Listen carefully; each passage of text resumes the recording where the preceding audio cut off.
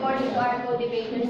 I am Trixie from ABM 11 and this is my roommates, Gerald Baris from Yums 11 and Romel Bovea from ABM 11. So we agree that martial law should continue in Mindanao. So for me, I agree that martial law should continue in Mindanao because I find martial law as a necessary tool to control and impose order in Mindanao. The island is hotspot of radicalism, mostly in the form of Muslim radicalism. For example, the Multi group in Marawi City. For me, I find no fault with martial law. Filipinos often treat the term to Ferdinand Marcos, the term martial law. In a sense, he did perform certain atrocities during the martial law era, but everyone fails to notice that he has already been performing corrupt acts way before martial law. Martial law isn't a negative thing. In fact, it was meant to be a government saver in times of crisis.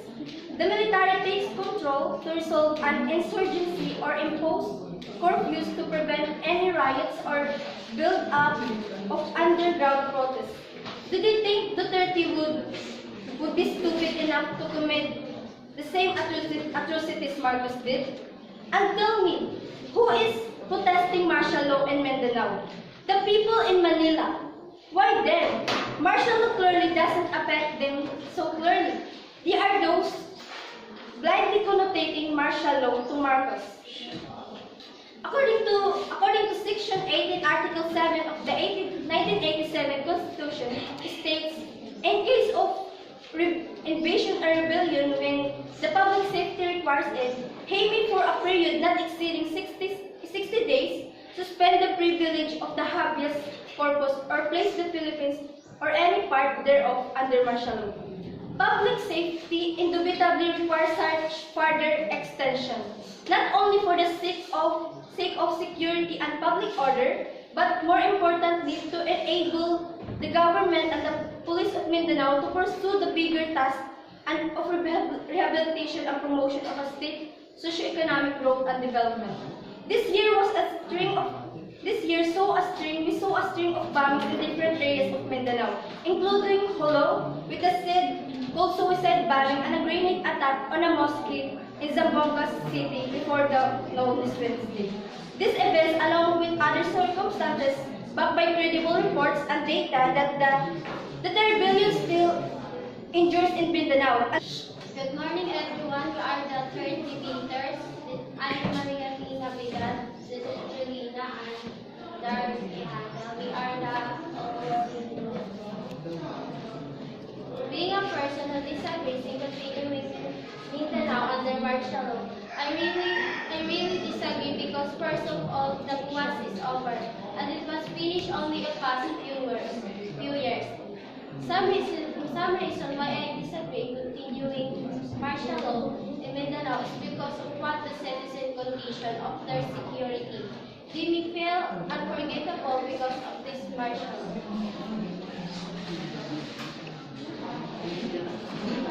But the basis of this martial law in Mindanao are the safety of people in the same region or in the city of Mindanao. Our president has a good intentions for this declaration. He just want people in Mindanao to be safe. I will say that I agree for this martial law should continue in Mindanao because even if the people of Mindanao are really agree or are really supportive with this declaration, not all people are agree, but some are agree for this declaration because they trust how President think what is good for this land or for his city. With this martial declaration,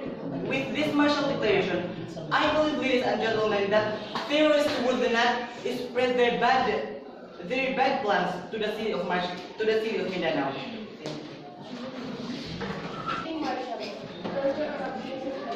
Have been deployed by the army. Since it is the army only that is responsible for it, the armed forces is the one who will monitor all the cases. And if you talk about martial, there will be no due process that will be followed. So it means the armed forces will arrest anyone everyone because there is no due process involved, and that's a no-no to us. I agree that martial law should continue in Mindanao. Because with martial law, I'm sure that that Mindanaos are safe. I'm sure that people who are against the martial law will not agree on this because of some reasons. Well, it's all your choice. It's all your choice. Because whether you like it or not, because of martial law, Mindanaos are safe. Mindanaos are safe. Second, and because of martial law, 24/7 security will happen. Well, accept the truth that Mindanao is safe because police and military are doing their best to protect the people against terrorist attacks. They patrol 24/7 on their assigned areas to assure that people are safe during night and investigate the suspicious people around. Next is terrorists and related supporters easily captured. Why? Because of martial law, financiers, loyalties, supporters, and relatives who are connected to the terrorist group are easily captured with the help also of the people in the city and being vigilant. Terrorist group has nowhere to go. The main advantage is that government will have complete control to eliminate the terrorists. Therefore, I conclude that martial law is solution to have peace in Mindanao. Thank you. I don't disagree with the martial law thing because we all know if we will look back then, the late President Ferdinand Marcos implemented martial law, and we all know that it was very bloody. Like a lot of people was dead and a lot were being imprisoned. Like 70,000 people were imprisoned. So that's why we disagree because there is no due process that is being processed. Like if the military is wants to arrest that certain person, he can arrest that one without any paper being displayed before getting arrested. So that is the main concern here. It's not about the territory because we know that peace talk and good relationship between the Mindanao's people is a good help for us. But if what Trixie said is that the people in Manila disagree is because they all experienced what martial law was. They saw what martial law was with the late president, and we don't know if that martial law will happen because the martial law now is still ongoing. So this time martial law is very critical to be discussed because the Philippines was once being implemented with that. And for the security, we all know that our military are doing their best to secure us, but some of our military men are not that. So according to